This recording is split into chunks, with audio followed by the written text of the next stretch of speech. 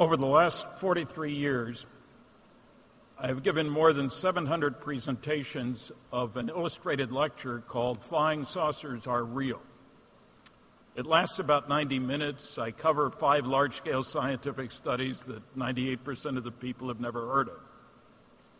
I deal with all aspects of the flying saucer phenomenon. Obviously, I can't do that here today. I can give you my conclusions. The first one, the evidence is overwhelming that planet Earth is being visited by intelligently controlled extraterrestrial spacecraft. Some so-called unidentified flying objects are alien spacecraft. Most are not. I don't care about those. Some few people within major governments have known for most of that time that indeed some so-called UFOs are alien spacecraft. Unfortunately, what also comes out of this is that our civilization is not the most advanced in the local galactic neighborhood. But in terms of today's conference, this week's conference, we can say that there's been a lot of innovation out there that we haven't yet achieved. My mantra is that technological progress comes from doing things differently in an unpredictable way. The future is not an extrapolation of the past. There is a need for change. I picked a terrible example in terms of its overall impact, but we can see how man has advanced in getting better at killing people by being creative. During World War II, a big bomb was a 10-ton blockbuster. Took a big B-29 to carry it. Did a lot of damage when it was dropped. Within a few years, we had an atomic bomb releasing the energy of 15,000 tons of TNT. That was 1945. 7 years later, we tried something different. An H-bomb, 10 million tons of TNT equivalent. Created a fireball 3 miles wide. One wonders what the visitors must have thought about this society of ours. Good at killing. The people on this planet this year will spend over $1 trillion on things military. 30,000 children died yesterday of preventable disease and starvation, and will today and tomorrow and the next day. That tells you a great deal about our society.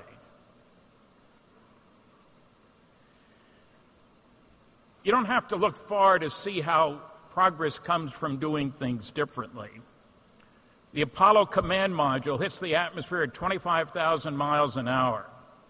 It's round and it's blunt, much more like a flying saucer than like a high-speed airplane should be, we thought. A different approach to propulsion involves magneto-aerodynamics. I did a literature search of government reports back in 1970. There were 900. 90% were classified. Somebody is interested in magneto-aerodynamics.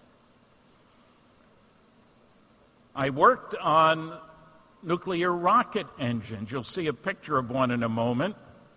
The biggest one, about this big in diameter, power level was 4,400 megawatts. That's twice the power of Grand Coulee Dam. That was tested before 1970, mind you. The nuclear world, navies have submarines that can go for years without refueling. A nuclear-powered aircraft carrier can go for 18 years without refueling. Now, I worked on fusion rockets. They're exciting. You can kick particles out the back end that have 10 million times as much energy per particle as you can get in a conventional chemical rocket. Progress comes from doing things differently. There's a picture of an H-bomb on the left. There are some of the equations on the right. There are a number of different fusion equations. If you use the right stuff in the right way, you can kick particles out the back end with 10 million times as much energy per particle as in a chemical rocket. Every advanced civilization will know about fusion. Why? Because that's how the stars work. And they seem to be working all over the place out there. I said some people know more than others and aren't telling us. It took me 5 years to get these two examples of CIA UFO documents. You can read 8 words per page. There are thousands of documents that haven't been released.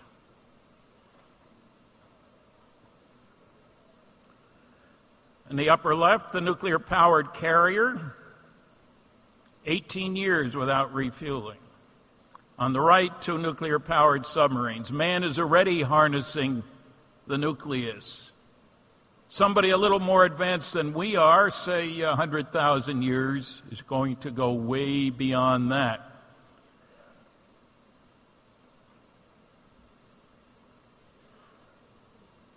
There's a schematic in case you're wondering about a nuclear rocket.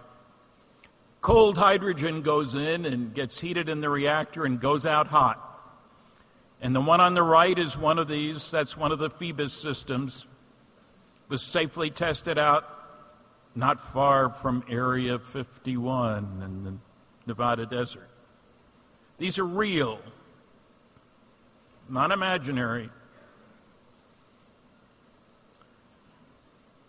There is a lot of material out there. There's a lot of scientific material. There's a lot of junk out there about UFOs. Do look at the scientific material. There's a great deal to be learned. And let me give you one little thought. The most likely place that some of our visitors are originating from, one of 2 stars that are only 39 light years from here. That's just down the street. But these 2 sun-like stars are only 1/8 of a light year apart.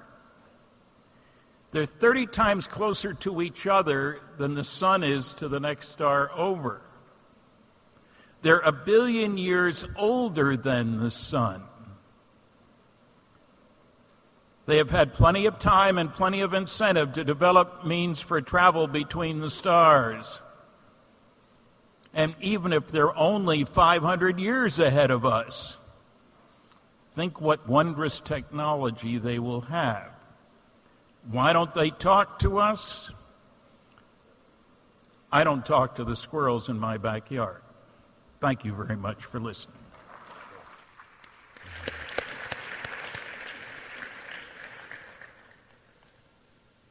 Stanton, I had just a quick follow-up question for you. In the pre-discussion, you had mentioned a particular organization that you felt was one of the most responsible collectors of reportings. Yes.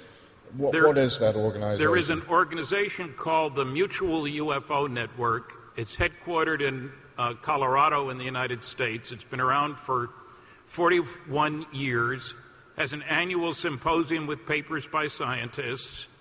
Last month, they posted something like 500 reports of UFO sightings. Not 500, and that's a tiny percentage of all those that have occurred.